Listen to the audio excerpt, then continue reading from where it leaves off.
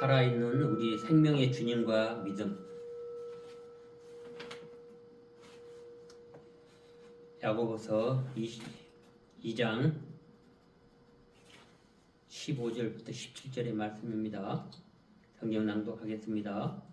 어떤 형제나 자매가 헐벗고 그날 먹을 것조차 없는데 여러분 가운데서 누가 그들에게 말하기를 평안히 가서 몸을 깨끗하게 하고 배부르게 먹으십시오 하면서 말만 하고 몸에 필요한 것을 주지 않았다고 하면 무슨 소용이 있겠습니까? 이와 같이 믿음의 행함에 따르지 않으면 그 자체로는 죽은 것입니다라는 야고보서 2장 15절부터 17절의 말씀입니다.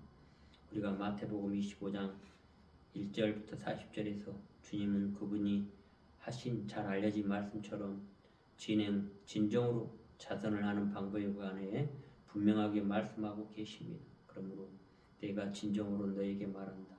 여기 사람 가운데 지극히 하찮은 사람 하나에게 한 것이 곧 내게 한 것이다라는 말씀과 같이 우리가 도울 수 있을 때 모든 이들을 도웁시다. 어떤 종류 차별도 없이 인간의 회복의 과정을 거치지 않으면 안 됩니다. 이렇게 하찮은 사람 하나라도 우리가 정체성 회복할 수 있도록 그들을 돕시다.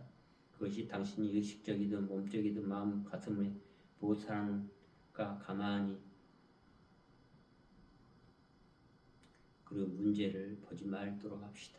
인간의 의식과 존재와 환희에 대해서 우리는 무의식, 잠재의식 속에서 가슴의 모든 수준을 통해서 모든 종류의 패턴이 있고 외적 요인과 그리고 다른 사람들과 잠재의식에 관련된 요인들에 걸려있는 모든 종류의 것들이 있습니다.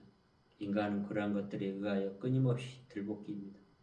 따라서 회복의 과정을 갖는 것이 필수적이고 그럼으로써 그러한 것들을 통제하는 것을 그치고 인간의 마음과 가슴 안에 거룩한 디자인과 통제, 거룩한 패턴에 대체할 수 있도록 해야 하는 것입니다.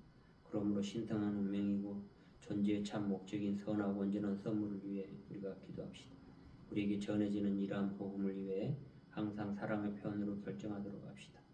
존재에 대한 갈망으로부터 해방이 있는데 우리는 갈망 없이도 존재합니다. 그것은 스스로 존재하는 자, I am that I am입니다. 당신은 어떤 정체성을 많이 가지고 있습니까?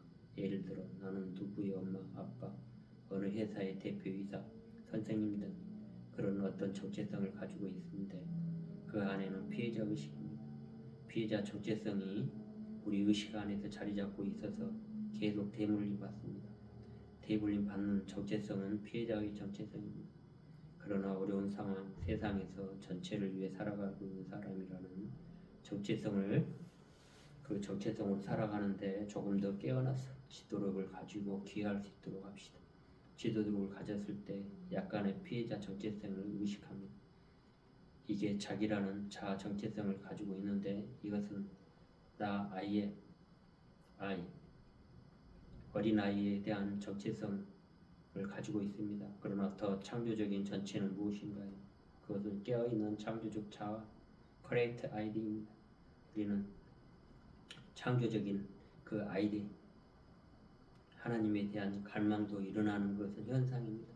우리는 하나님에 대한 갈망도 사고로 만들어 놓고 사고가 다른 정체성이 무언가 끊임없이 무엇인지도 모르고 만들어내는 생각이 그 힘이 없습니다. 사고의 내면의 공허에 만들어낸 것이 하나님이라고 하는 신을 불러도 별 효과가 없죠. 그렇지 않나요? 우리의 사고는 자기 주심성으로부터 나왔기 때문에 우리의 자아를 해방시키지 못합니다. 우리는 정신 분석학이나 정신학에서 융이 다음과 같은 말하는데 개인이야말로 유일한 현실입니다. 그 개인으로부터 인류라는 하는 추상적인 관념으로 향하면 향할수록 우리는 오류에 빠지기 쉽다고 말합니다. 현대의 사회적인 혼란이나 급변하는 시대에는 개인에 관해 보다 많은 것을 아는 일을 바람직합니다.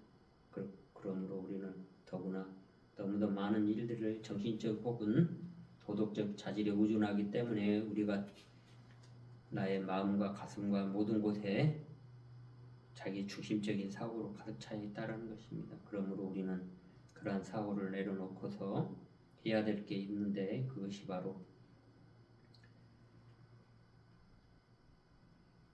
베드로전서 3장 15절의 말씀입니다. 마음에 그리스도를 주로 삼아 거룩하고 너희 속에 있는 소망에 관한 이유를 묻는 자에게 대답할 것으로 항상 준비하되 온유와 두려움으로 하고라는 말씀을 통해서 우리가 바른 위치에서 사물을 보기 위해서 너희에 속한 소망에 관한 이야기를 묻는 자가 대답할 때 항상 준비하되 온유와 두려움으로 하라. 이 말씀에 대해서 우리가 현재뿐만 아니라 과거 인간에 관해서도 알아야 하는 것입니다. 이것이 신화나 상징의 이해의 본질적인 것의 중요한 이유인 것입니다. 우리는 신화적인 것을 이야기하는데 그리스도적인 것도 신화고 모든 종교는 신화에서 시작되는 것이라는 것을 상징의 이해를 본질적인 것을 이해할 수 있도록 해야 하는 것입니다. 우리는 현대 원형인 해체라는 급변하는 시대에 살고 있는 것이죠. 개인은 참 사고의 원리를 깨울 필요가 있고 그리고 참 사고의 원리에 위해서 우리가 창조론에 대해서 깨어나야 하는 것입니다. 믿음을 행함이 따르지 않으면 그 자체가 죽은 생명이라는 것이죠. 그 생명 있기 위해서는 창조론을 따라야 하는 것입니다. 창조론을 따르지 않으면 죽음 자체인 것인 거예요. 믿음이라는 건 창조론, 우리가 창조론이라는 거예요. 창조론을 믿지도 않으면서 대부분 다 교육이나 이런 게 진화론을 갖고 있는 거예요. 그래서 1등 아니면은 다 쓸모가 없는 그러한 것이에요. 보면 우리가 그러한 것에 대해서 존재의 참 목적이 선하고 온전한 선물을 위해 다음과 같이 기도하겠습니다. 기원합니다. 주님 저에게 은총 내려주십시오. 우리가 도울 수 있을 때 모든 이들에게 도울 수 있게 하시고 어떤 종류의 차별도 없이 인간의 회복의 과정을 거쳐서 정화와 회복을 통해 참사고의 원리를 일깨우시게 하시고 그 참사고의 원리는 창조론을 일깨우게 하는 것입니다. 그 창조론이 깨어나서 참된 지도력 안에서의 창조론에 기여할 수 있도록 우리의 지도력을 가지고 있도록 해야 하는 것입니다.